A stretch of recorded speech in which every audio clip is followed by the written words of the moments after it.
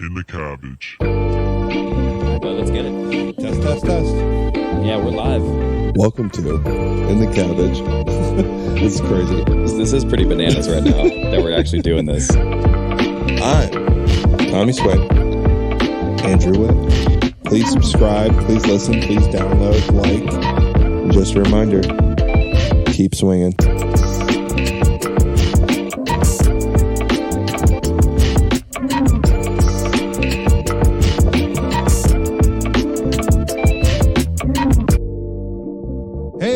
Welcome back to In the Cabbage. I'm your boy, Tommy Swain. To my right, or your left, Andrew Witt. What up? I never mess up left or right. I always say right or left. You do nail it. I mean, I think I flip up the me and you, but that's neither here nor there. Right. We were talking about health stuff before we jumped on this here. And you were saying that you fell off your stretching because I asked you to do a quarter turn on your lower spine here. And I'm worried about your back going out. Yeah, well, we got to make little small sacrifices here and there for the camera, you know. We're making a push for the IG, which is big time for you. But, yeah, because we're, like, working out a little bit more. I don't know. Sometimes we end up hanging out, like, later during the week, and that's usually, like, my time to just do some stretching. And so I kind of have fallen off that a little bit. And the back's feeling a little tight in the same spot, lower left, like it always does. Damn, bro. But it's nowhere near as bad. Like, remember before, dude, it was pretty crippling for me. Yeah, like it was at times where, I mean, I'm still extremely out of shape, and my back hardly hurts compared to your back. Like, I'm worried about, like, picking up a 5-pound box, like, at times when my back is bad. Like, I can't, like, go and get a pan out of the cupboard, like, because I have to, like, reach forward a little bit. Like, it's bad, bro. That's scary, bro. It's bad. So, like, I need to, like, stay on that. And it's so easy to fall off of it when you're like, oh, it's not hurting anymore. I'm good. Right. It's like, I got to remember what got me here, you know? All the hard work and the sacrifice. Hey, it's something I actually enjoy, too. It is nice. Like, or else it just makes me feel overall better as well. When you're just, like, stretching and doing some, like, mobility. It doesn't take that long. It takes 20 minutes. You know, it takes 15 minutes. Like, I'm just going to sit on the couch for 3 hours at night. Right. Like, let me do 15 minutes of a rollout and like a quick lower body stretch. Like, what's also so uncomfortable for me now to like stretch. Like today I was doing yoga and there was a very basic 10-minute workout, and I had to like elongate my spine, sit in a squatted position for a long time. Yeah. And it hurts. I'm like, why is my lower back on fire? Right. And I'm like, this is not good. Right. And so you like, like, are you like out. sitting like crisscross and like extending your back? Right. Like, just holding the position as long as you can. Burns really bad. And then you're doing deep breath work into it, and you like find your center. Right. And you're supposed to move your head down to center, and then just like flowing into a couple stretches, and that was it. And my body already feels better, which is so silly and ridiculous because it takes like 10 minutes to start feeling better. But when you're doing it, like when you don't do it for a while, you're like, oh, it feels like so much work. But the payoff is so much better. It really is. You know, it's it's kind of funny because I saw a show that's being advertised on Netflix because it was in like the top 10 or whatever, like most watched shows. And it's about this study that actually shows that, you know, like there's like 5 blue areas in the world where people tend to live to 100 years old more often than not. And you know, I don't need to watch the show because we all know that it's diet and exercise. Yeah, and mobility. It seems like, I don't know. I'm very like, you know, all the food trends I don't really understand. I always claim to understand health like really well. Like, you know, I've been lectured about it from other people and from my family, and like, you know, and hearing about it all the time, thinking I know like exactly what's going on. But ideally, you know, what is the best form of health? And I think it's genuinely like moving your body 4 days a week. Yeah. And just eating whole foods. Mm-hmm. And like, it's like really not that difficult. It's like very straightforward. It would seem like we would be able to do it no problem, but there's so much ease, and maybe there's crazy stuff that's happened in your life and you can't get around to it, or you are just working a desk job. So then once you are done with your 8-hour day, like, where am I going to find 30 or 40 minutes to like go and just be active and just go do something? And it's hard. and you just don't. And I don't know, doing it's hard, and then also just like all of the crazy noise around it, like that it goes so far left where it's like keto, like, and then right. vegetarian and vegan, and everyone's like swears by their like method, right. And I think it freaks some people out. Maybe me, I don't really know. Like maybe like hearing all like I don't want to do the wrong thing, I guess, and like waste all my time, even though doing something is better than nothing. Sure.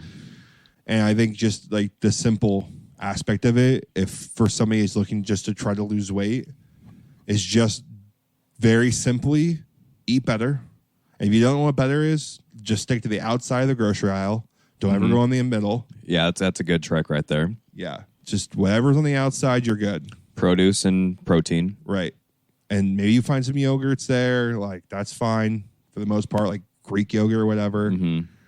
And just move your body 15 minutes, 20 minutes, and you're going to start losing weight. I think a lot of the food trends and diets, I think really comes down to like people need to like to decide for themselves what the diet is, and they go all in on that diet, and so they can see what they can and cannot eat. I think that's maybe what it is as well, especially for like keto or what's the other one that's crazy? Carnivore. Yes, the carnivore diet. Like it's not even chicken. It's like red meat. And I know, it's very strange. Pork, I think. Yeah, it's very strange. And then it's like grains. Yeah. Right. No grains. Some people just do meat. Yeah, it's crazy. It's just crazy. People swear by it. They're like, oh, I had, psoriasis went away. I had this went away. I really, unless you like vegetarian and vegan, those make sense. If you have something with an animal and you don't, want to respect all of that. Cool, I get that. But I think keto, carnivore, I think those are two, like, it just kind of blows my mind. And where like people, yeah. And I think that's like, and then you start trying to lose weight or trying to understand it. You hear from these people and you're like, dude, I can barely like not eat Starburst at night. How am I going to cut out everything else besides like red meats, fats, and broth? Like that just seems impossible. Sure. And just to start, like maybe you'll get there, but just start eating like around the outside, and then if you track your weight daily, like another health tip I learned, just weighing yourself every day, not to like see if you lost weight, because you'll see how much it fluctuates. You'll see that some days you'll wake up like 10 pounds lighter on something, and later that afternoon it's like you were actually dehydrated and didn't eat, and like you just used the restroom, right? And you'll put those 10 pounds back on by the end of the day or whatever. Maybe it's not that extreme, but you can check your weight daily and you can see the ebbs and flows of it. Sure. And some days you're like, I'm heavier. Why am I gaining weight when I'm still doing the same routine? Look at the foods. Like, oh, I added yogurt to my diet. I gained weight and I don't feel as well. It's like, okay, well, that maybe you don't do well with dairy. Right. And then you figure it out because like yogurt, you don't really drink milk, but you have, dairy and whatever else. And you cut it out and you're like, oh. Yeah. I lost. A lot of it is trial and error. And being a little conscious of what you're doing. But what we talked about as well, you were mentioning O'Malley's, like just his coach. Yeah. Right? Like the fighter. And I think he just, he really puts it very straightforward, very simple, and it makes a lot of sense. And he has the next level of it, too. So he does the next level of it. Gotcha. So he's doing like, I do red lights while I do yoga. It's a cold plunge. I'm drinking pink Himalayan salt and water. Right. I make my own espresso because it's the best form of caffeine you can get, and yada, yada, yada, yada, yada. But he at least breaks it down. He's like, I don't expect people who want to start a routine to do everything I'm doing. Just take one part of it. Like if you can love coffee and you feel like you want to make better coffee for yourself, instead of getting store-bought coffee, I guarantee you'll lose weight. I guarantee if you make coffee at home and like... Yeah, because you're probably going to need less sugar, less milk or cream to make it taste better. Because if you buy like good roasted coffee beans and you grind it every day and go that like extra 2-3 minutes, I bet you it's going to like help you out. Totally, because I don't know... I'm a huge pumpkin cream cold brew fan. I know. I know you white girl wasted on that. I love me a pumpkin cream, dude. It's so funny. I've had 2 of those this weekend. Katie and I get to share the venti and just it's knock those things awful out. For you. Oh yeah, It's really bad. So on Weight There's Watchers, so it's like much sugar. 13 points. Yeah, and that's like your just for like a drink. That's like some people is more crazy. than half their points. Yeah, that's Maybe crazy. you have like 10 left.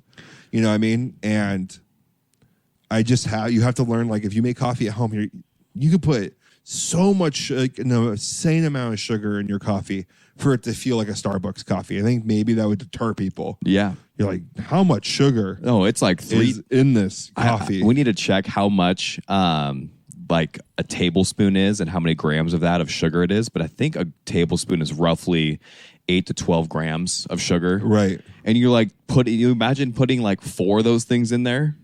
Yeah, like you're just like 4 heaping scoops tablespoons of sugar for your like 12-ounce coffee. Yeah.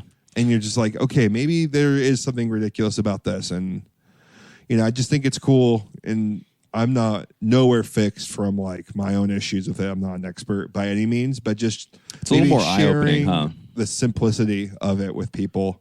So I am that person at Starbucks now where I'm like, can I get a cold brew, please, with like sugar-free vanilla, 1 pump of pumpkin cream, and like a Splenda package. Well, I mean, it totally makes sense why people do that, though. Because when you look at the drink and it's like 580 calories, you're like, okay, whoa, something's happening here. Right. Why is that? Maybe let's ask for either fat-free milk or let's like dial back to sugar. Right. Like a splash of cream. Yeah. Sugar-free vanilla. I don't need the full syrup. Like a pump of pumpkin cream. Yeah. Like we do that too. Go ham. And we do that what too. We do now. And it tastes, I mean, it's not the exact same, but it's close enough. Right. It still tastes delicious. It's still pumpkin cream. Right. And it's still pretty decent cold brew. And you still have a little bit of that sugar-free vanilla syrup in there. And that's getting you 80% of the way. Just start doing, like, any part of this is just a step forward. Mm-hmm. I think that was huge for me to start this, like, weight loss change where I'm going through. Yeah. Is just small fixes. Yeah, it's not even like, I don't know, it's not even losing weight. You're just a new person. Yeah. You start losing weight and like things that you didn't care about start mattering again, and you start clicking into things more. It's like a momentum starter. And so don't think of it like you're changing your diet and your life's going to suck. Like your life's only going to get better. Yeah. You're going to feel better. Yeah. You're going to be able to actually and be able to enjoy like a cheat meal or like, enjoy those foods seldomly instead of like something you just always fall back onto where it's pizza 4 times a week. And it's like, pizza's can't be doing that every single week in it, and just knocking that out a whole bunch or going to fast food. It's some is just really just let's try to limit fast food to like twice a week. Yeah. That's a good place to start too. He also mentioned his Tim Welch. He's been really awesome to listen on YouTube. I've been obsessed with him. Just like the whole background, like you were talking about, like the health journey that he implements with Sean. As a fighter, Sean's doing this every day. So that's like alone a full-time job. Like fully working on your body all day. If you really wanted to do it, it would be like a full morning routine, like a 2-hour morning routine, including like a 15-20 minute workout. That's crazy. Right? Like if you really thought about can you just walk me through what he kind of does? Because it's interesting. Because I don't remember. Okay. All of it. But I will give you what I do remember. So he wakes up in the morning, he goes to bed at 10 every night. Okay. Doesn't matter. Wakes up at 7 every day. Doesn't matter. Like, unless I'm celebrating, of course, life happens. But if it's a normal weeknight. Got to go to catch 10, a flight in the morning, whatever. Right. Life changes. But he's like, my routine is 10. If I'm going to start my routine, it's 10 to 7. It's like, that's okay. There you go. Wakes up. He does like, he starts grinding his coffee. He goes outside, wakes up, drinks a huge glass of water, like alkaline water with pink Himalayan salt. He's like, that's the only reason why I use it.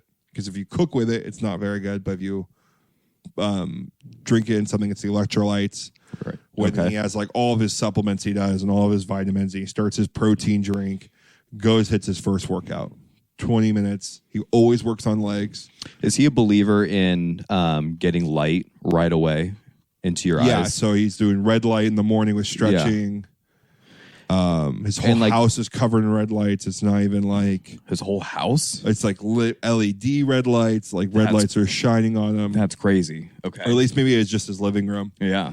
And the typical, cold plunge at some point, go back in, rolling, full exercise. Mm-hmm. He found it interesting though. He's like, every day I work legs, 15, 20 minutes every single day, and I do 8 sets of 3, 8 reps of 3. Mm-hmm. And he's like, some famous like BJJ wrestler taught him that. He's like, and your legs will never like be sore. You'll never have like pains in your knees. And your legs will get bigger. And he's like, and I'm never fatigued with my legs. I'm always working my legs. And I'm like, okay, interesting, And he's like, at least they're loose, ice bath, more red light, protein drink, super healthy lunch, dinner already made. Like that's like 2-hour morning routine. Bang. Morning journal outside, cup of coffee, phone's not even in his hand. After he's done reading, he hits his phone. Yeah, see, this is another level of this kind of stuff, but I'm glad that he like breaks it down a little bit and says like, look, like I get it, you're not going to go all the way with some of this, but here's like a couple things that you can do.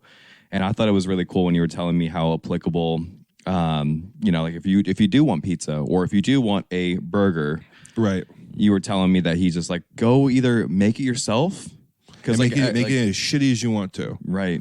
He's like if you're gonna like you were gonna say like make it as awful as you want to, and or go to a restaurant that does it really well with good ingredients, right? And pay the extra $10 and do it that way. And it makes sense, right? It's like okay, well if you're craving something, you should just either make it at home because one you can have more of it usually. Mm-hmm.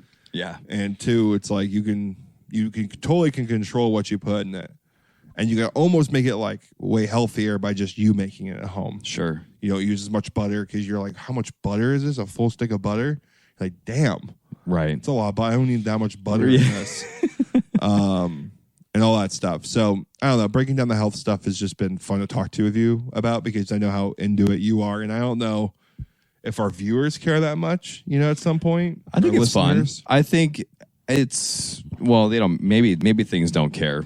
It doesn't really matter. I feel like it's good information for us to have or to put out there, and it's something that we're learning through this as well. And so people get a couple nuggets out of this. I think that's a good benefit. Yeah. I mean, Matt and Jordan do a great job of this. Yeah, they're insane with it. They're more close to O'Malley's coach than they are far. For sure. And I think you have a level of discipline. It feels like a full nother job. And I don't have the desire to go that crazy with it if I have unlimited money. If I have money, like that seems like something I would enjoy doing every day. Mm-hmm. Because it's like a job. It's like every day you're just going to feel better and better. But like waking up 2.5 hours early before work to like work out, cold plunge, which would be me a cold shower, like just wouldn't work. Right. It's not. It's only for them because they have to take care of their bodies to go and perform at a very high level because the other dude is trying to kill you in the rink, in the cage. And so, but that's what they're doing all the time. They're just trying to better themselves, gain more performance. But if we're taking just little bits and applying that here and there, and also it's like you said too, we are like learning through this, and so maybe it's learning how to just like cook simpler meals or healthier meals and have those like in the back pocket. Like you can have, you could add 4 to 6 recipes that take 30 to 45 minutes that you can make a lot of very easily. And then you can kind of just go back to those and just have those in the rotation. I think it's just easier if you just, like you said, doing 5 recipes and adding that into your diet and taking out 5 like mac and cheese nights, pizza nights, just doing that. Like, yeah, I don't know. It's cool to just start it and see where you can go with it. Like I might take his water routine. That's something I could actually do in the morning. Waking up 10 minutes earlier to drink like really nice water in the morning probably helped me a lot because I don't drink a lot of water, but I don't need to journal in the morning because I don't like want to sit outside, right? And sit and like you're not gonna really cold plunge unless maybe you want to do a cold shower, but like you're not doing the whole journaling, you're not doing the whole prepping dinner and going and doing a workout. Like, we're going to hit that later. Yeah. After work. We got stuff to do. Right, But, exactly. One man who might have the time now is my father-in-law. Just got retired. Yeah, congrats to him, dude. What a cool thing to get to that point in your life. Yeah, what an accomplishment. I mean, he put 3 kids through school. God, I'm ready to retire. I know. I'm ready to just, it was funny. Like, would you want to retire if it was you did something you loved doing? No. Like, if I told you this podcast in 10 years is going to be still going and we're going to be making money from it, like, I wouldn't want to retire from doing something like this until I was done and like I was irrelevant or it didn't matter to me anymore. Totally. I would definitely still want to do it, go make golf videos. I would have more free time to go and do that other stuff. And so I would definitely want to go and do that rather. I wouldn't really consider that working as much. It'd be more like a fun thing, projects we're working on, Right. And it's for him, on the other hand, he had this ceremonial Monday morning cup, right? Every day he drank coffee out of this one mug every Monday, and he hated Mondays because his boss always put like 3 meetings on Monday, 3 or 4 long meetings on Monday. Which is a tough way to come back and start the week. That means your Sunday night's kind of ruined because you got to be somewhat ready to go. And he's a man who takes his job very seriously, which is not me currently. So, going to bed early Sunday, getting going. And he smashed it, which was like the big thing. It's like, I don't need a Monday morning cup anymore. Then he hit the cool. gritty.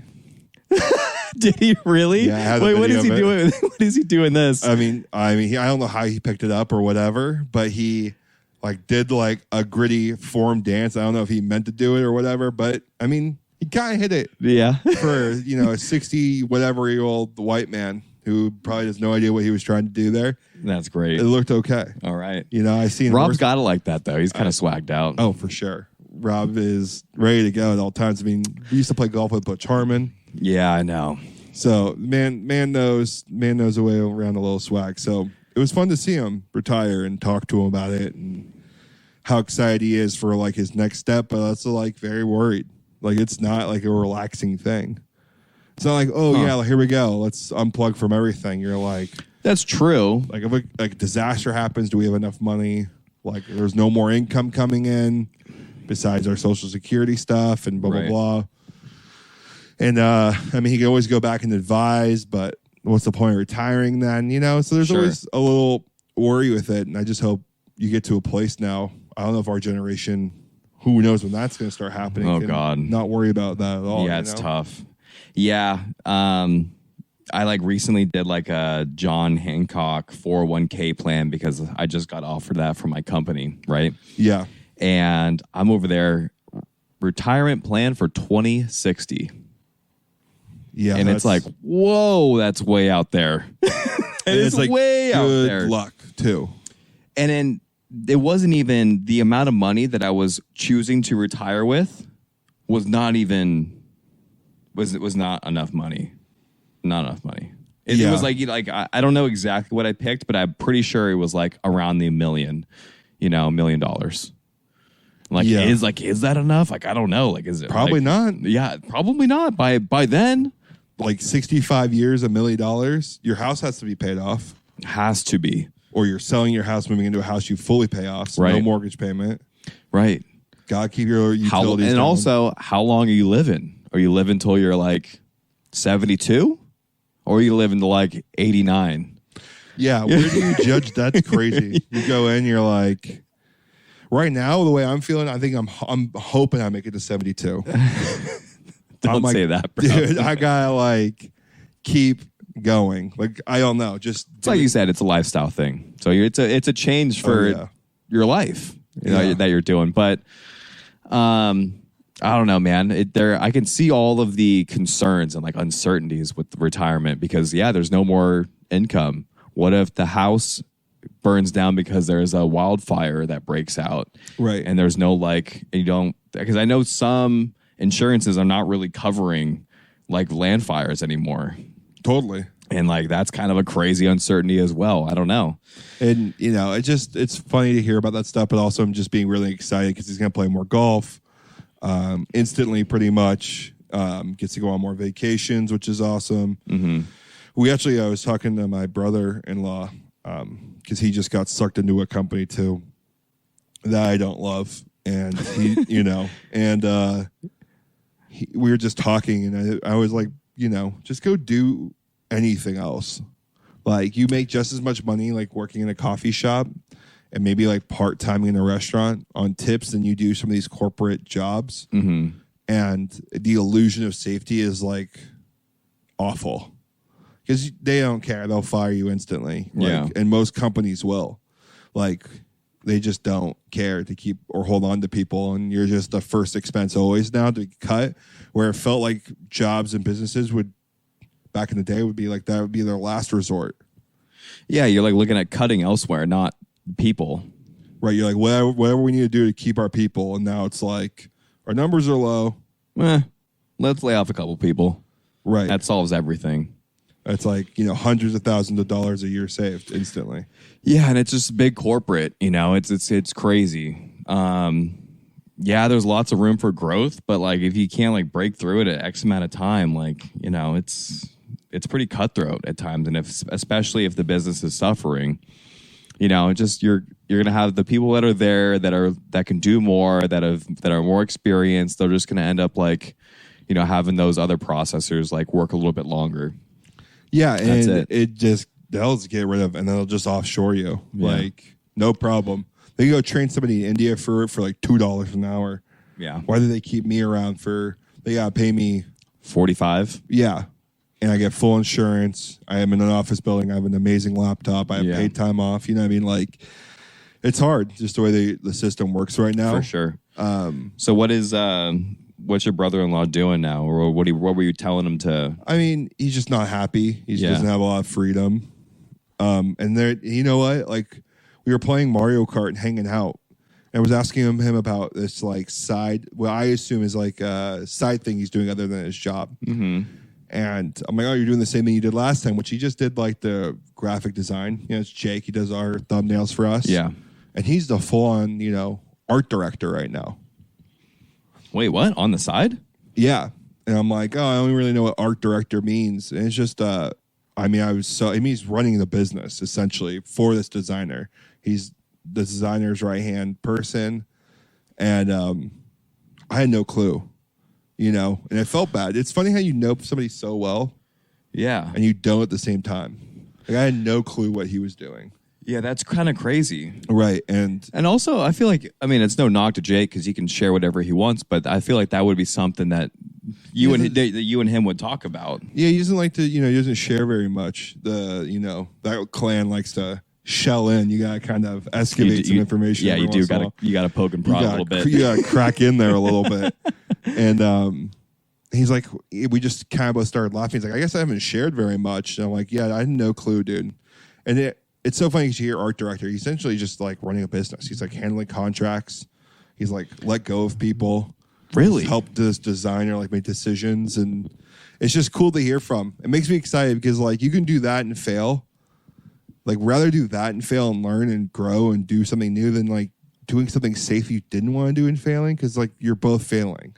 Yeah. I would rather take a risk and do something. That's why every month I'm trying to get this, and you too, trying to get this podcast to a place of growth. Right. Because we want to be self-sufficient, and every month it's adding something new that we haven't done before. Like last month, there's a heavy push on social, which, we'll see the benefits of. And then this month is going to be heavy on getting a website built. And it's just cool. I don't know. Just working on your own and doing stuff like that. You're very goal-centric right now. Yeah, and I'm also short-term goals. Yeah. I can't do long-term goals. I'm the same way. And it's like, it's a decision that I think only benefits you. And then there's some like thing where even if it's just like stretching, if you like say that you're going to stretch or work out, then like go do it within like the first 5 minutes of you being able to do so, or else you'll put it off and you'll do it half-assed later. Yeah. It's like that decision where it's like it's all short term and it's like I just need to do it now and this is when I'm going to do it, and then just kind of go be about it, because the long term stuff, it's so hard to keep track of. You're like, how am I gauging this very well? Like, it's just like hard. You end up pushing it off till later. And you feel it when, I don't know, for me, it's like I don't see instant success on something and checking something off the list immediately. I find issue with completing the goal. You know what I mean? Yeah. Sorry, there is a little chaos going on in the U.S. Open. This is our first time we're trying out a little U.S. Open tennis here in the background, watching something on the pod. Versus, I'm hopefully my buddy can fix the last name.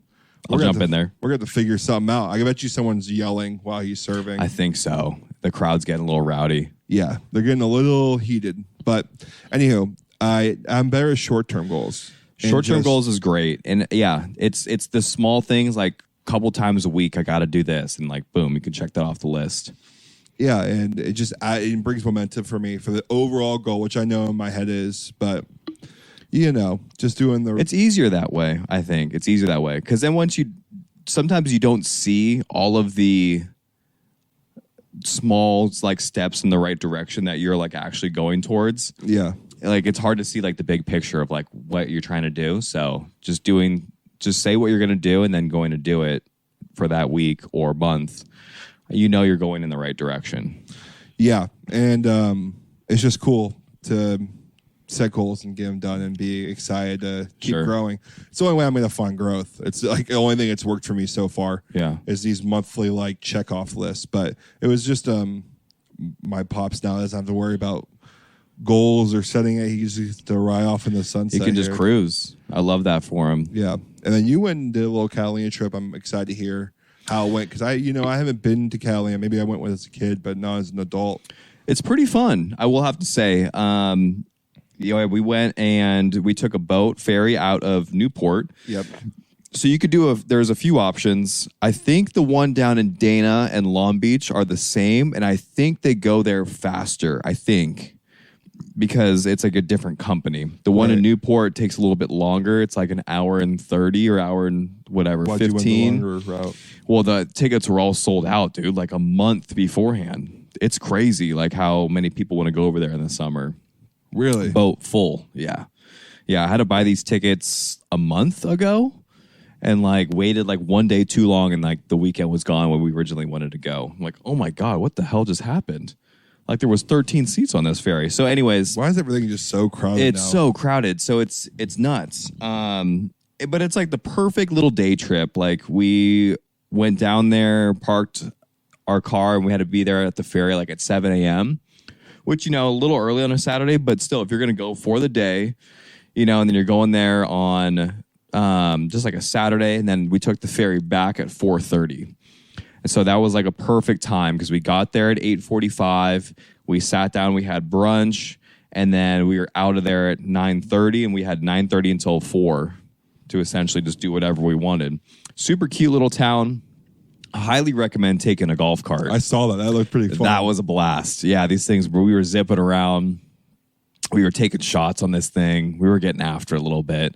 And we were driving around, and they like take you on this like perfect loop around like the whole like city part of the island, not like the whole island itself, because there's other things you can do. You can go camp. You can go on hikes, because like there's lots of like open area at Catalina. Very, very small town, very quaint. It's definitely not a place you're going to go and like, go out anywhere. There's like hardly any bars. There's like, anywhere in the realm of like 20-ish restaurants, couple coffee shops, boutique stores. And that's kind of it. Like there's a mini golf course. There's a botanical garden, which we didn't really do because everything costs money over there. Everything's a little bit more expensive because you're on an island. Right. And but I will have to say the golf cart was a blast, and we're just flying around all over the place.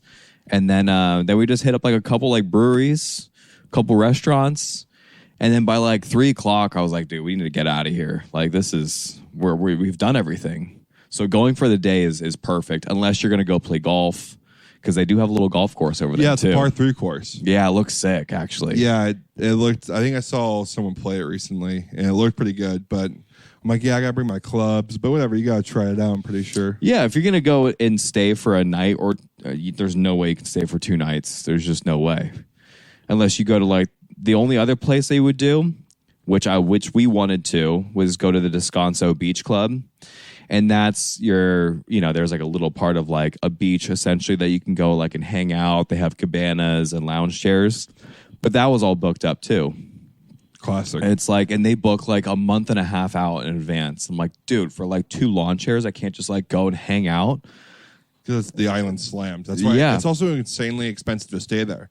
And it used to not be the case, because I used to like look and be like, oh, maybe we go stay at Catalina for the weekend or whatever, and just go stay like a night somewhere. Dude, it's like a 2-star hotel is like $450 a night. And you're like, why? We're like, what is going on? Like, that's insane. So you go there and leave the same day. Yeah. Which I get. Not a big deal. Did you do like any, like, what was your favorite like food item you had out there? We just kind of really had like brunch and like a snack. That was kind of it. Like, no, food was Yeah, it was not great. Yeah, not great. Like, I don't know. Like, places that are expensive and crazy don't have to be very good.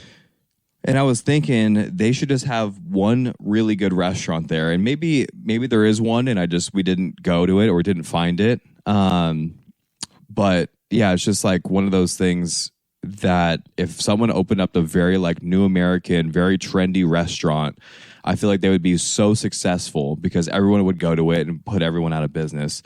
We did pass on this breakfast spot that looks pretty good. And it's right off the ferry. I don't know if it was because it was right off the ferry or if it was actually good.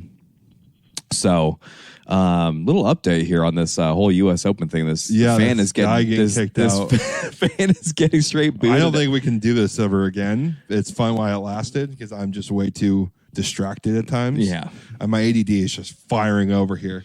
Well, you got 10 security guards chasing after this dude, right? You're like, what is going on? You're right. The food and everything over there is just it's eh. And why can't they just do food well? I know, like Hawaii, there's like areas of the food's too, from what I remember. Well, Hawaii is okay. Let's get this. Hawaii is way bigger, right? Way bigger, right? But still, I mean, like even like why. Like in Tustin, you can walk down the street and you get better food. Like in like huge sections of these like small little towns, because they don't have to do. I hate when the restaurant doesn't have to do it well. Like you were saying, like there's not a ton of competition. In Vail, I felt like they did a really good job at the opposite. Where you're like, this could be very boutiquey. All the food out here could be so expensive and so bad. And everywhere we went, the food was like pretty good. Yeah, so I thought overall food was great. Like the coffee shop alone was so fire. Yeah. Got a little sandwich, a little coffee, feeling like you're on cloud 9 because you're floating out there. That's a good point, actually. I didn't even really think of it like that. I was very surprised with Vail. I was not blown away with the food with Catalina, but you're not really going there for a food. It's a gorgeous little town. I will have to say that. It does feel like you are like kind of like somewhere in Italy or like in Greece, kind of like in a little weird way. You're like a very quaint town. Beautiful like boats in the harbor and like beautiful hills and very green over there. So it was great. I will have to say though, the ferry ride on the way back home was tough. Yeah, the ferry ride on the way home is way too long. Oh my God, an hour and a half to get back home, and you're like, it does depend how calm the ocean is, but you're on the ocean. You're in the open water. Yeah. You are bobbing up and down the whole time. Someone gets swaying back and forth. Thank God I had some Dramamine. Oh, you took some? Oh, I would have been locked in the bathroom or 2 just upstairs on the top deck, just puking off the side of the ship if I didn't have that. I get so sick. I like comatose myself in Dramamine.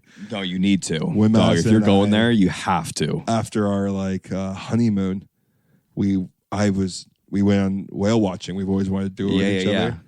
And I swear to God, I had like the patches behind the ear, like 2 full Dramamine, like 1.5 or whatever. Yeah. And we had these old couple, the 2 old couples walk up to us, and we're newly married or whatever, and we're sitting there, and I put the patch on her, I put 2 patches on, and They're like, oh, I've seen those. Do these actually work? And we're like, you know what? They worked for me in the past. I don't know if they actually work or not, but I'm not willing to take a chance. Right. You can't be ruining your whole day out there. She's like, you really get that seasick? And I'm like, oh, I'm awful. If I step on a dinghy for too long, I'm like on the dock, I'm sick. Right. We also do. To be fair, you got your whole ear equilibrium thing as well, and that does not help either. No, we saw the whales, and I felt like I was like on heroin. And they're freaking out. These like people are freaking out. Yeah, because didn't you see like not one, but like a whole family and like yeah. So we saw killer whales. Yeah, that's so which cool. is like they never see them in this area. It's super rare. Like doesn't happen. We saw a pod of them. So like a family came in. Then they were hunting, which you hardly see. Whoa. They were hunting one seal, and he was bobbing underneath the boat and using the boat as like cover. And the guy even warns them like, hey, this is like children are like, maybe don't want to watch because they're like there's pups in the whale family, and this is very much training right now. Their behaviors are showing that they are going to kill this seal. So like, if you don't want to teach about the world of life right now, like, right? Sure, you got like you got a 4-year-old. Maybe not that time yet. Maybe not that time because he's loving the seal, and the seal looks very distressed. And this poor seal, and then Matt, I'm like, please, I don't know what this seal is going to do, but it's going to like Jack Masson up if the seal dies. So I'm praying, and a full pod, another pod comes, a whole another killer whale family comes. You guys are hitting the jackpot when you're going whale watching. To lose it. These people, I mean, they're basically crying. These announcers, and they recognize one of the pod's females is related to the other pod's female, so it's like a family reunion. And they had pups in their family, and now all these pups are hunting the same seal. But somehow during the exchange, I think the seal snuck away. So no one knew where the seal was at. And, someone asked, like, hey, where's the seal? And he's like, we would have seen a lot of blood. Right. If they killed it, unless it's underneath us. But maybe the seal got away. I don't know. That's crazy how you guys saw all that. I didn't realize. I thought you saw a family, but not two pods coming together. Two full families coming together, and we were on ice. We didn't see anything for a while. They thought we were going to get skunked, and then they got like word from somebody. There's whales on the other side. They hit it, and we ran up and finally saw like the crazy. But I'm like on heroin. I can hardly enjoy it. I'm like, yeah, woohoo! And we had these huge plans for dinner later that night. We got back and we're like, we're not doing anything. Right, napping and laying down. That's crazy because you can go whale watching and not see anything. And then, I don't know if you get your money back. Yeah, I don't think so. I don't think, unless they sufficiently think they didn't see anything, like they'll try to hype something up. They're like, oh, that's a rare seal. And then you gotta go, okay, well, you didn't see whales, but you saw a seal. Wait, really? Yeah. I thought it was no refunds no matter what. I think if you see something, you get a refund, but who knows? Maybe not refunds. Gotcha. Maybe you get a voucher. That's probably what they get. Like a redo or something. Come back. Okay. So yeah, open ocean, dude. It's brutal. Real bumpy. Yeah, I went down to Mexico actually. This was a few years back, and we were going out on a boat, and I didn't buy Dramamine. I get super seasick. I must have thrown up no less than 8 times in 2 hours. It's like you just wish you died. You wish you would fall off the boat and die. It was every 15 minutes. Yeah. It was like I would feel great for 5 minutes after I threw up. And then the next 10 minutes leading up to me throwing up again, I felt awful. And then I would throw up. Yeah, it's terrible. I feel awful the whole time. That's one of the worst things about the open ocean, that's for sure. So you got to like comatose yourself in Dramamine, put the patches on. Just don't get the drowsy. And you're going to be good. For sure. That's the only downside of... You have to get the drowsy one. Because the drowsy one, like the non-drowsy, I don't think works.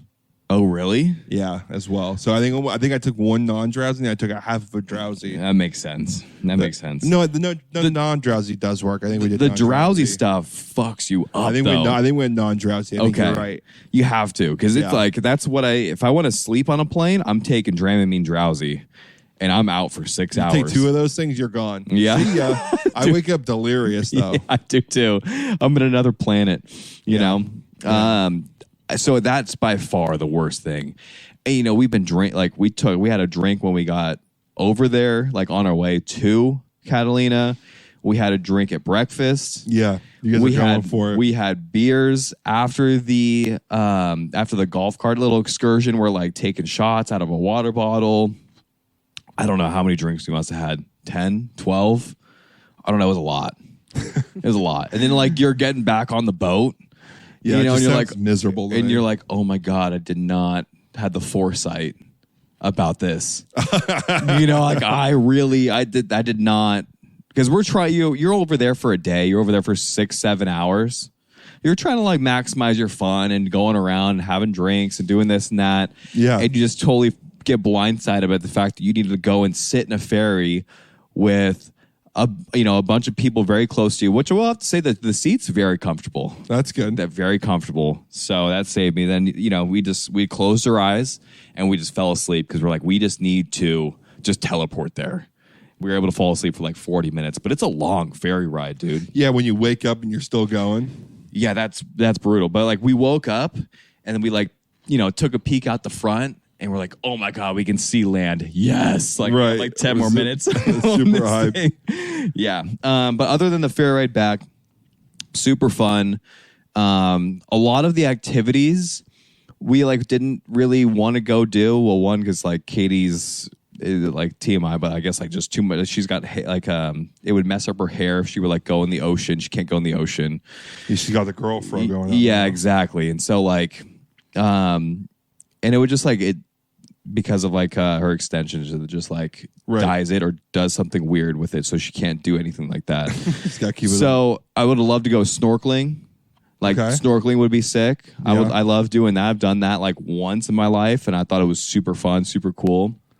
You only went snorkeling one time? Yeah. Yeah. Ever? Maybe twice. Hawaii, I'm sure. Yeah. It was in Hawaii. And it was pretty all time. It was old. It was, dude, so much fun. But that would be something that would be very interesting to go and do. But everything, again, is just so expensive, dude. It's kind of crazy. Yeah, snorkeling in the ocean, like on our coast, is a little different than Hawaii, though. Yeah, and it's also like 65-degree water. Yeah, it's a little really chilly murky, out there. A little bit more scary. It is a little scarier. A little scarier. Yeah. I mean, that is open ocean, baby. Yeah, I know. Like you are one. It with is. The ocean. It is nice because they have a similar situation as to like Newport or these harbors where they do have like the jetty that goes out there. So for the most part, I'm pretty sure it's very simple and like small fish, but like I don't know how many shark seeings they have out there. I don't know. And I mean, I'm sure they got a couple of those boys floating around out there. You never know. That's the craziest part about the ocean as well. I just hate how something's been close looming. to a shark before. Oh yeah, ocean, and it just never. Plenty of times. You know, have you ever felt like you get that cold chill in the water when you're by yourself in the ocean? Yes, dude. And you're like, this isn't good. Yeah. Like I guarantee you that's your sixth sense being like, there is something around you that will bite your leg off. Or it's just my imagination just running wild with it, dude. Oh it's either one of the two. It's either one of the two because I was, oh my God. It's taking me into a full panic right now. Dude, I went and this was during COVID, and the only way for us to like do any sort of workout and like meet or do whatever was I would go over to Nick McCrae's place over in the Bay. And we would do run, paddle, swim workouts and then like a couple weights. And so we'd like whatever, run all the way down to the farthest lifeguard tower, run back, paddle out to the buoy, do like a lap, come back. And then we had to swim out to this buoy that was like 100 yards out and swim back. And that swim, doing that swim 3 times, I almost shit my pants every single time. Not to do it anymore, or were you like just toughing through it? I just toughed through it. I guarantee you I was the fastest I've ever swam my entire life. Oh, I bet. You go in that buoy and back. You did it 3 times? Yeah. Then you're like, oh, thank God that's over. Let me get right back to that death zone again. No, yeah, exactly. It's not like you're just doing it once. No. Honestly, full disclosure, I would like skip a rep every once in a while because it freaks me out, dude. I don't blame you. You're like, yep, that's 3. How good Nick McCrae at swimming? I mean, both McKay and Nick are both far superior with the paddle and the swimming. Yeah. McKay was like all arms. Yeah, I know. McKay He's built like a fucking brick house, bro. McKay was all arms, baby. That man was strong up top. Oh, yeah. He was a beefy boy. He's got the, he would like walk in with the boom box and shit on the shoulders. Looking good, though. Looking like he was not a struggle one bit. That thing could just hang out like a bird up there. Yeah. No problem at all. And just like spit game like I've never seen before. I mean, I was just a scared little boy. I couldn't talk to girls at all. Still can't. Still have issues. Like over text, though, you can really work some magic. Oh, no. What do you mean? I mean, no way. Like, my misspelling is banana. But I think I would try a bit harder, but I misspell everything. Yeah, it doesn't matter. The content is there. Yeah, texting I was a bit better with, thank God, but not much. So since we are locked into this little U.S. Open tennis match, let's get a little update on this. I mean, you've been watching, right? I've been watching a good amount. Tennis is now my second favorite sport to watch. Really? It's really up there for you? Yeah. It always has been I've always loved watching all the majors. We'll always do it. Watch the Australian, watch the US, watch the Wimbledon, and watch the French. I haven't watched the Australian. When's that? I think that one's like in March or April. It's like the earliest one, I believe. I've been watching a good amount, and dude, there's like a lot of like really good men's players out there, but the one U.S. guys open still. Yeah, we've got 5 U.S. players in the quarterfinals, I think. Fritz, Tiafo, between the men's and the women's. Okay, and there's a new guy. He's unranked and be a ranked U.S. player. Both of them I didn't know who they were, but they played. Yeah, I forgot what his name was, but I checked him out for a little bit too. Yeah, classic. Forgot his name. I mean, Alcaraz is looking like the truth. He looks ridiculous. That's where I was going with that statement. There's a lot of good men's players, but there's one guy that really does look like he is going to dominate tennis for the next 10 to 15 years if he can stay healthy.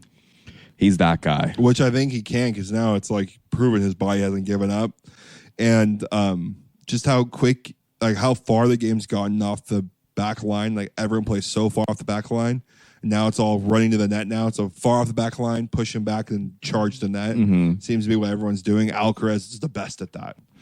He can go from the back line to like off the back line to like the very front of the net instantly. Yeah. His ground game of just like, hitting the tennis ball into spaces that are going to put more pressure on the opponent is significantly better than anyone else besides Djokovic, I would say. Like those two are like very hand in hand. Carlos is like the most athletic dude out there. He flies up to the net. He defends super well. He's got a great drop shot, and he's got the lob shot too. I've like never seen him hit a lob shot long. It's like always like a foot away from the end line and just cooks everyone. And he can hit it between the legs. He's got the flair. He's got enough power. The serve is good enough. Like it's funny because you never thought like tennis it feels like there's always a dominant figure since I can remember. For golf hasn't. I don't know when golf is ever going to get that again. I think golf does and doesn't need it again. Like we're in a really great spot where everyone's really, really talented and there's a lot of people. But I am missing a little bit of the overall this is our guy. Because you can't say it's, Victor Hovland because he wasn't like that all year. Yeah. And you can't say it's Scotty because he's kind of can't putt right now. So, like, it's not Brooks. It's not this. Like, there's not a guy who is number one like it is in F1 right now. Yeah, that's ridiculous. He's Max Verstappen's on a 10 race win streak. He just won 10 in a row. And then the franchise or the club, I guess, or like the company, Red Bull, have won 15 races in a row. That's crazy. Like, you never think there'd be another Lewis Hamilton. It's like, this guy's starting to cook. Yeah, he's like already got like 4th or 5th most wins of all time. He's 25 years old or 26 years old. Like, and it's crazy how fast that turnaround was. Like Lewis Hamilton's still in the game. It doesn't have a good enough car right now, from what I'm understanding, because my Jake's super into it. Yeah, Mercedes is kind of trash right now. But it's crazy that if you get a good car and a guy who can drive the car, like F1 can be so dominant, like crazy. And tennis has that right now too, and feels like golf doesn't. And I don't know if it's adding or taking away from it.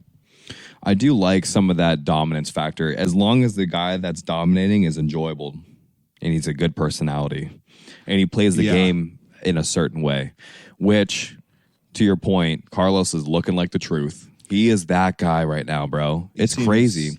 Very hard to beat right now, and also is a nice guy, understands what he's doing. I mean, this tennis match is all time right now. It really is. I'm just looking forward to seeing where his career keeps moving to. We also just touched on golf. I don't know exactly who's picked for the Ryder Cup, and I'm going to have you bring that up on your phone. We'll go through that. I do know one person was snubbed from the list who I didn't love, which is Keegan Bradley over Justin Thomas. Yeah, and like, you know, you made a good point where, like, you know, Ricky Fowler and Jordan Spieth and Justin Thomas are all like really good friends, but Keegan Bradley for sure deserved to be on the Ryder Cup team this year. You know? Yeah, and it's interesting to think about. USA is trying to build a team, which is new for USA. Normally they just throw the best golfers together and they just go hit it, and that's how it is. The U.S. team kind of, since the previous squad was very close, it seemed like they had very good pockets of people who wanted to play for each other. And they're trying to recreate this with this team, even though they have new, different players. It's, I don't know what the argument is. I really feel like in life, it's who you know. and it's starting to ring true in all aspects of my life. Like, yeah, I feel bad for Keegan Bradley, but at the same time, it's just like, it is who you know sometimes. And Justin Thomas knows all of those people. He's been on the Ryder Cup before. Great record, great previous history, bad year. Turned up well at the last tournament. Could have made it. Barely missed the cut for making the FedEx Cup, which would have probably pushed him through to the team. Yeah, because he was like 70th on that list for the FedEx Cup. Right. So he would have to grind a bit. Do you have the list up ready to go for us? I do. You want me to read it? You want me to read it off? Doing the USA team here. The qualified 6. So for those that maybe don't know, the team's made up of 12 players. There's 6 that are guaranteed in, and those are the ones that have, you know, the highest ranking in the FedEx Cup playoffs. Top 6. Top 6. So those 6 are Scotty Scheffler, Wyndham Clark, Brian Harmon, Patrick Cantley, Max Homa, and Xander Schauffele. Great. No arguments there. No, it's just so weird to hear the two names, Wyndham Clark and Brian Harmon. Just, you know, you watch way more golf than I do, and you know that recognize those names. They were at the top way more often than not, for sure, by their standings. It's just weird that they are, you know. Yeah, I know, because there's a lot of good golfers out there, to your point, that we didn't really see a lot of this year. But we are kind of seeing them now, like in the captain's picks, you know. So Sam Burns, I think, is a great player. And can definitely vibe out with the team as far as him going into the, you know, creating the team atmosphere. Ricky Fowler is another one, and I think he played great golf. And he was actually, I think, like, you know, 8th or 9th in the FedEx Cup rankings or something like that. On the last squad's team as well. He deserves that. For sure. Brooks Koepka. Deserves it. He's a good golfer. Man, I don't care what anyone says. He just shows up for big golf. I mean, I don't love the guy, but it's proven again by winning he won the Masters, right? No. That was he wrong. Won the U.S. Open. He won something. PGA Championship, I thought. Can you be a part of the PGA Championship? It's a major. Yeah, right? I don't know. Or European Open? The Open? Did he win the Open? I don't know. I can't believe we're blowing this. But he did win a major this year. So he got it. It had to have been the Open. Got second in the Masters. Yeah. And it had to be the Open. And, like, he just shows up for big time golf events. And so, like, yeah, maybe he doesn't bring the best personality, like, but he brings his game. Yeah, he brings his game. There's some guys out there who definitely enjoy him. So he's a good guy to have. I feel like he's a good match player. Like, he just hits the ball really well. Doesn't mess up a lot. And, like, the putter can get hot for him. Colin Morikawa. Yep. Jordan Spieth. Yep. And JT. That's the one I have issue with, and that's the only one. But I'm not going to be mad. I love JT. Love that he's had some great moments on team play with Tiger Woods, and I love what did he say again? I love me some me. I love me some me. Yeah. Yep. Which is an all-time quote with Tiger. I mean, one of the best sports clips of all time. Justin Thomas and Tiger Woods are like best friends.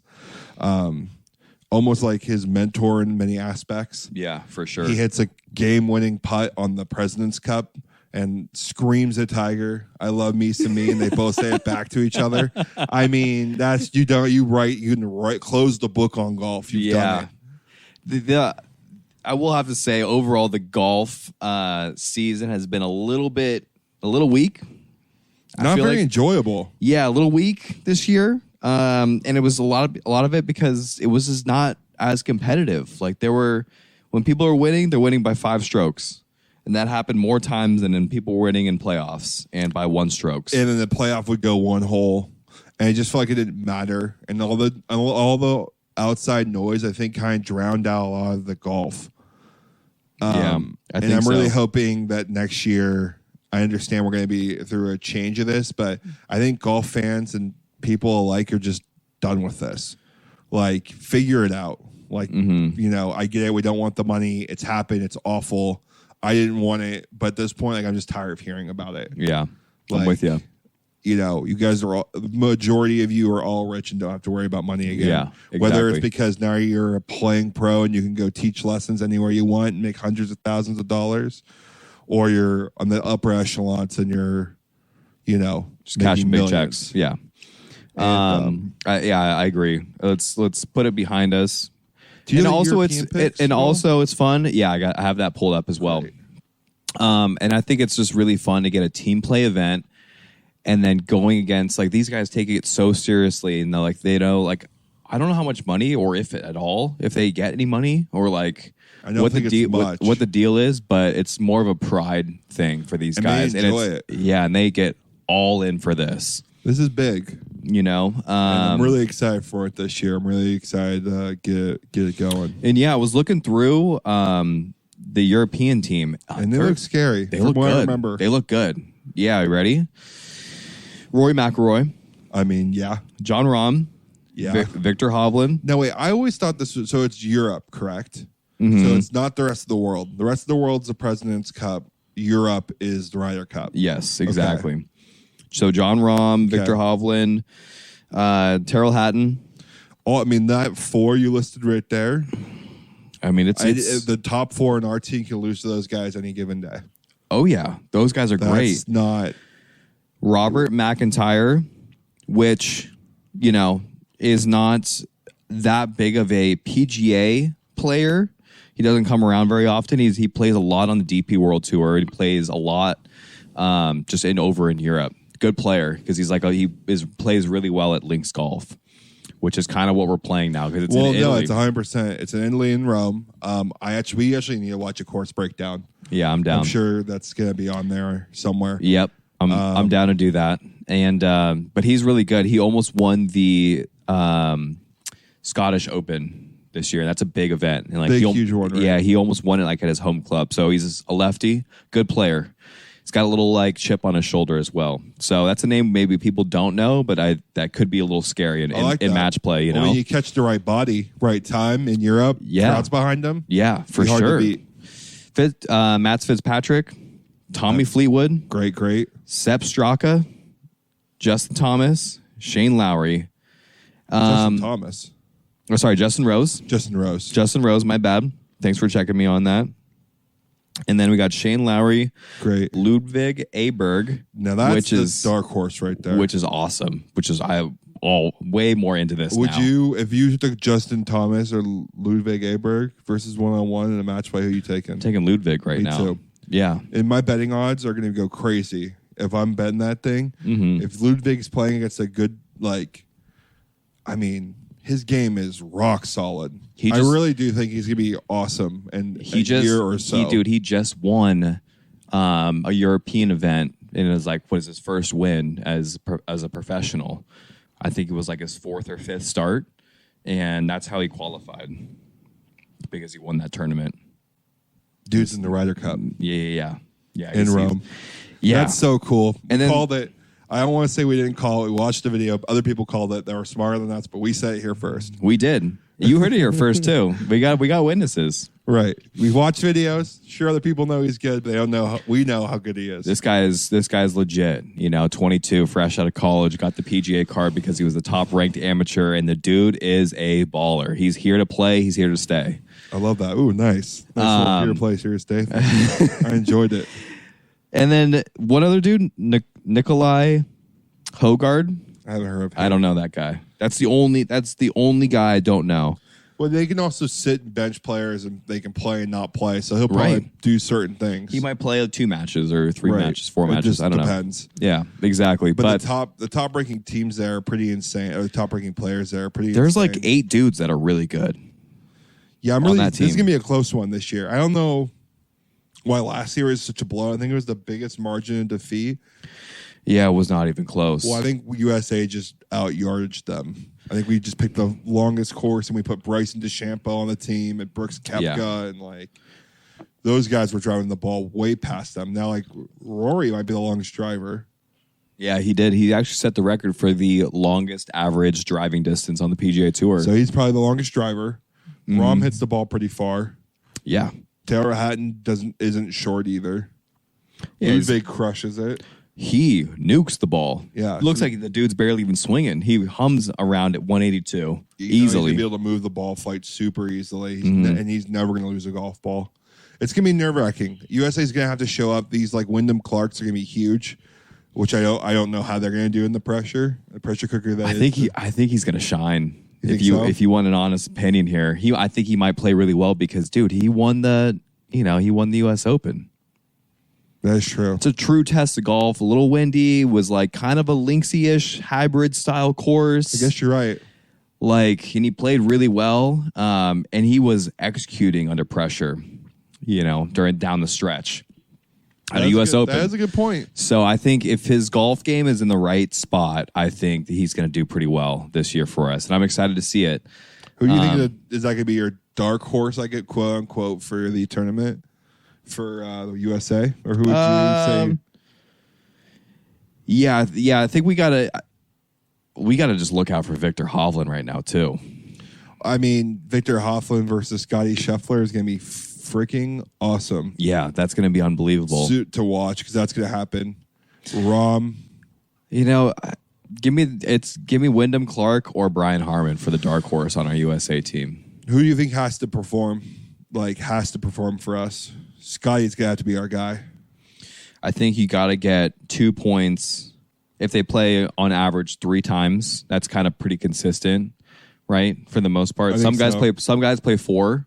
Some guys play 2, but an average is usually around 3, right? I think so. Okay. I believe you got to get 2 points from Scotty. So 2 wins. So you got to get 2 wins. 6 points? Or is it 2 points and then you halves? No, it's half point for a tie, and a point for a win. Okay. So he needs 2 points. We need 2 wins from Scotty. He can lose the other one, or he can draw or whatever, but it's got to get 2 points. And I think you got to have 2 points from Patrick Cantley, and I think you got to have a 1.5 for Max, and got to have 1.5 or 2 points from Xander. I think Max is going to be a huge factor for us. I think so too. What's going on, because Max can play really well with his wedges, and if he's not hot, he's definitely not hot. I don't know if his game really can sacrifice. If Sky's game is it's very clear his putter doesn't work, he still can play the top dogs. Right. If Max doesn't have the control of the ball he normally does, he does not have it. Right. So he's got to come and start firing, which I believe Max can do. It's just tough test. And if we're gonna have Colin Morikawa, and if we're gonna have Justin and Jordan Spieth on the team, those 2 guys, I mean, their ball striking needs to have they need to have their game. They play together on the same team, okay, for best balls, and I think they do pretty well. Okay, that's good. I think Justin's gonna be able to get his mojo back with his boys. That's just that level of fun you get. I mean, we don't have that yet. We're getting better though. We are getting better in our 2-man game. It's getting stronger for Even sure. though we just got clapped by Chris and Cam. I mean, they're just 2 better golfers than Way us. better golfers. I won't ever let them talk me out of a handicap ever again. I let it happen. I said, sure, you guys get 2 holes. Right. So instead of us taking whatever, me getting 4 shots and you getting 8, right, or something like that, 7. Right. Like we're just like, you know what? Let's give you guys a 2-hole head start, and like that lead was wiped out By the 3rd hole. Yeah, 3rd or 4th hole. I think 4 through 4 that we were already tied. And we lost the first one because Cam banged in a birdie. Yeah, that was ridiculous. And then we lost the 3rd because I missed a little 2.5 footer. But your boy could have helped you out there. Yeah. And we got it back though only because I drained like a 30-foot birdie putt on the next, we were hyped for the boys there. For sure. I was playing a bit better. My game has not been tight at all. I'm blaming it on the wedges. I'm ready for some new ones. It's decided, isn't it? It's done. You're doing it. Because I went to Roger Dunn to go pick up like supplies for the party. Yeah, and you had to go. And You had to go stop. I had to see the mill grind 4s and pick them up, and they look great. They feel great. I didn't get to hit them, unfortunately, because the bays were all full. Yeah, but it felt way better. A lot more weight on the head.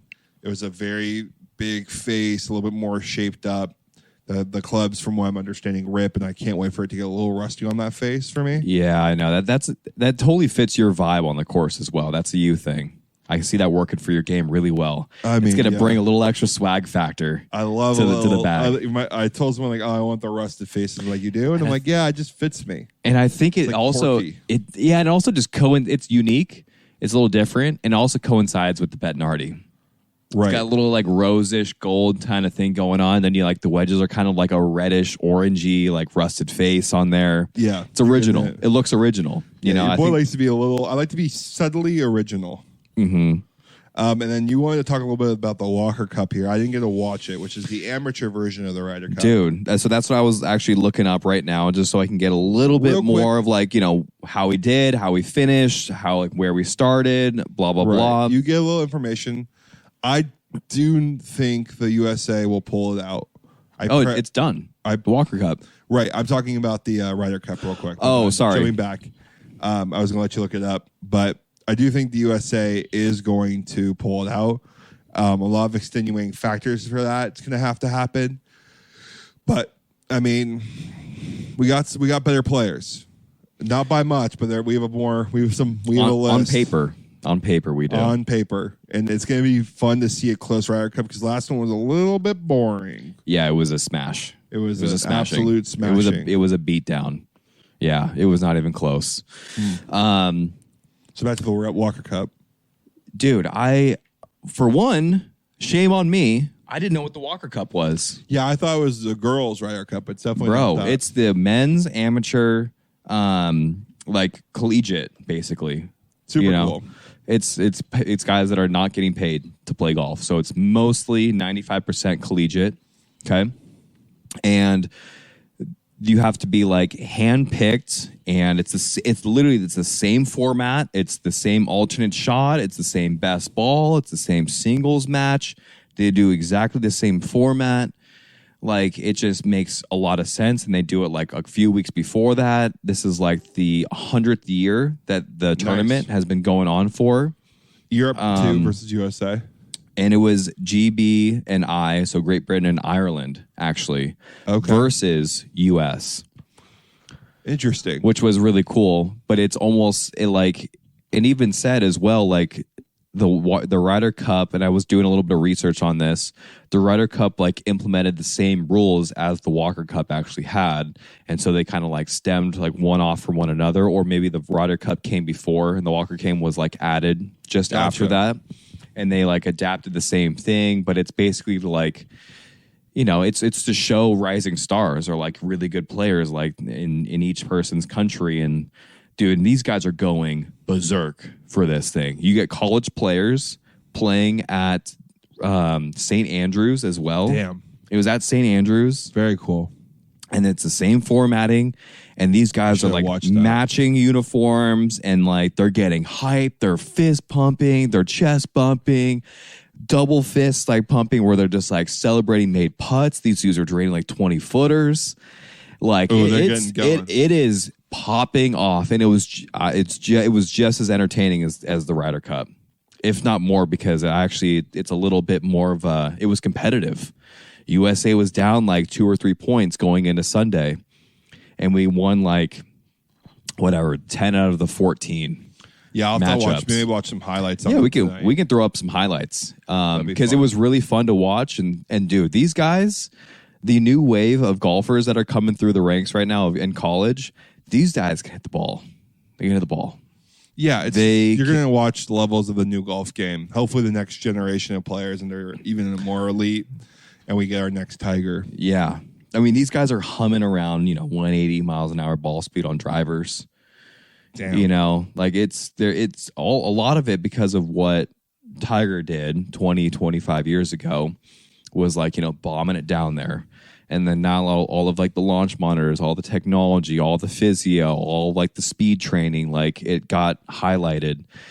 And now these guys have been doing it for 5 or 6 years now, and like really training it and doing it in college, and they're really good at it.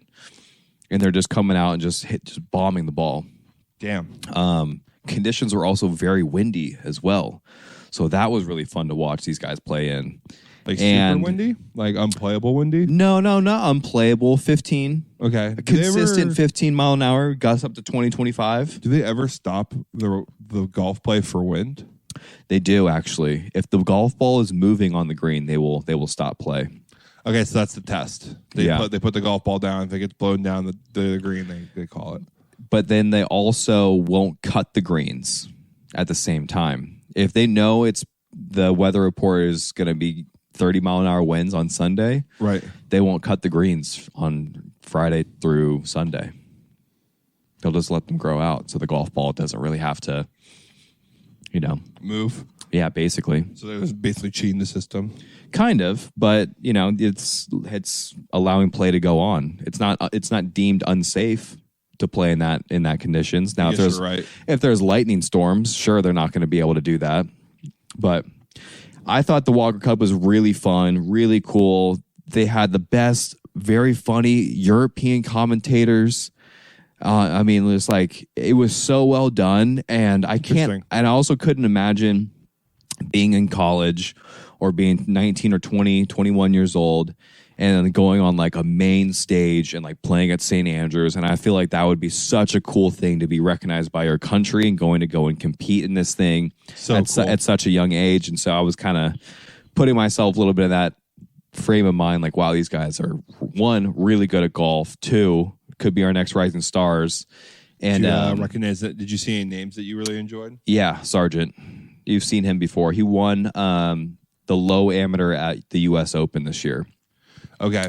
And he was actually like competing. He was like 3 or 4 under, like going into the weekend. I believe that was our big shining star there. Yeah, he's our best player. He's the number one ranked. He's the number one ranked player in the U.S. for an amateur. But anyways, we're gonna throw in some highlights here because it was definitely fun to watch. I know I texted you like super last second, and I think it was last night. Yeah. Super last second. It was like 10:30 at night. After like me trying to figure out what was going on, there was like I think 6 of the matches that were still going. I caught 45 to an hour of it. Right. It was really cool. And then once I knew that we were gonna like win out, like I turned it off.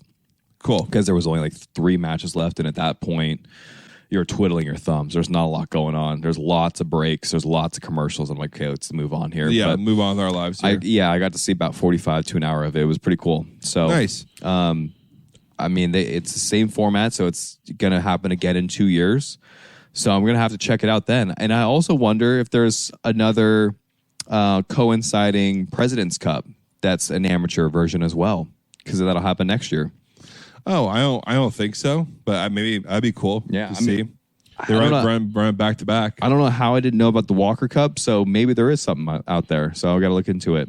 Awesome, buddy. Well, let's I think we hit on all our topics again here. Why don't we jump to our 3 worst? In our honor of drinking enough coffee to kill somebody recently, we're gonna do 3 worst coffee chains. Wait, when did you do that? I mean, just been drinking so much coffee. just every morning, all the coffee.